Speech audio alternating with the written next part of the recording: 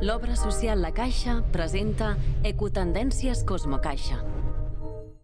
Aquesta és una imatge bastant...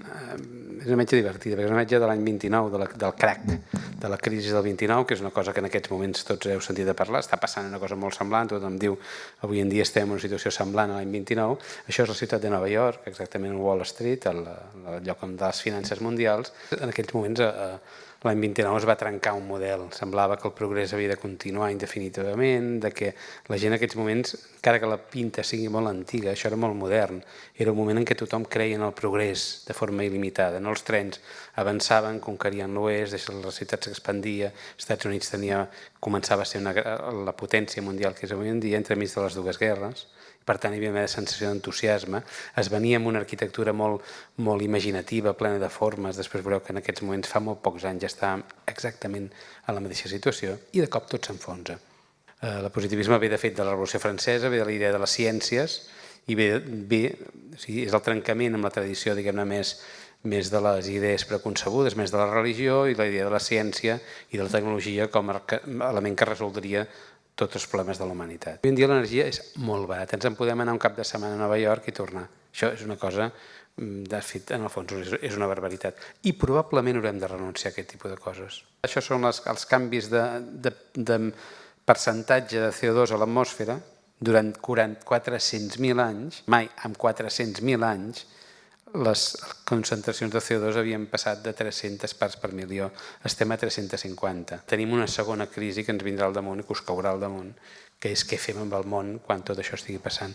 I què fem amb el món perquè, de moment, diguem-ne, hi ha una molt poca part de la gent que viu molt bé, que vivim molt bé tot i la crisi, però la major part de la gent al món viu molt malament. Per tant, si volem pensar que crec que és just que tothom ha de poder tenir la qualitat de vida que disfrutem a Europa, és evident que amb aquest model no podem anar. Què fa l'arquitectura mentrestant? Doncs l'arquitectura continua com als anys 20, fent això.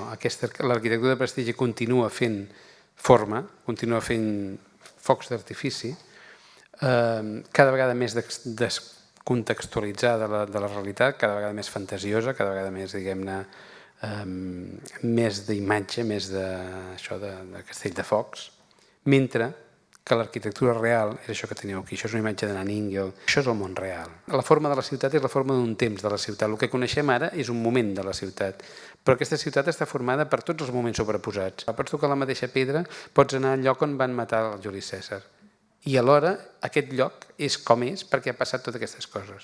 Anem a veure quins són els reptes que tenen les ciutats actualment i com es poden resoldre. El primer és aquest tema del creixement i marginalitat. Efectivament, la ciutat concentra moltíssima gent, concentra la gent que si no estaria dispersa, no és que sigui responsable de la població, però sí que a vegades és responsable de l'hacinament de la població. Per què és? Què està passant? Les ciutats estan drenant gent que ve del territori. Les ciutats, en el fons, concentren el millor i el pitjor, concentren les desigualtats, expliquen molt bé com és la societat. La governança va més enllà del govern, és a dir, és qui té el poder i com s'administra el poder. La governança inclou el poder normal, diguem-ne, els estats, els parlaments, les policies, qui sigui, els alcaldes, però també les organitzacions civils, diguem-ne, quines alternatives es plantegen en aquest poder, diguem-ne, establert. Fins ara les ciutats s'entenien sempre com una cosa molt vinculada a la societat. Ells plantegen, escolta, diu, una ciutat, un grup humà, un grup podria ser un institut, qualsevol estructura humana organitzada en realitat es comporta com un individu. Les ciutats bàsicament són grans elements que intercanvien, igual que nosaltres, no? Nosaltres, o qualsevol ser viu, nosaltres què fem? Necessitem coses de l'atmosfera, de l'aire, necessitem beure, necessitem menjar, necessitem oxigen i un cop ho hem utilitzat, ho tornem. Les ciutats mantenen també aquest tipus de relacions, el que passa que normalment no són equilibrades. I en aquests moments el que estem utilitzant és energia molt cara, perquè és energia, i que n'hi ha molt poca, estem utilitzant energia del petroli, estem utilitzant aigua cada vegada depurada, o sigui, cada vegada de nova, i estem utilitzant matèria prima també cada vegada nova, l'anem a buscar a les muntanyes. Això són fonts limitades. La idea de sostenibilitat és exactament la contrària. Què estan començant a plantejar alguns economistes, que també és una cosa que es fa una mica pell de gallina? Doncs escolti, cada any hem de produir una mica menys que l'any passat. El corol·lari d'aquesta idea del creixement és viure igual de bé amb menys recursos. Segurament hem de fer edificis com aquests, això també és Freiburg, Alemanya, la mateixa ciutat que us ensenyava abans, i és un edifici no d'emissió zero encara, aquest és un edifici com els que estem fent nosaltres aquí a Barcelona, al meu despatx. Són edificis que gasten molt poc, que gasten 4 o 5 vegades menys que els edificis normals. Això va evolucionant, en aquests moments ja estem fent, inclús aquí a Catalunya, estem fent edificis que no emeten. Això vol dir que no emeten. Vol dir que més o menys s'equilibren, que produeixen tanta energia com la que gasten.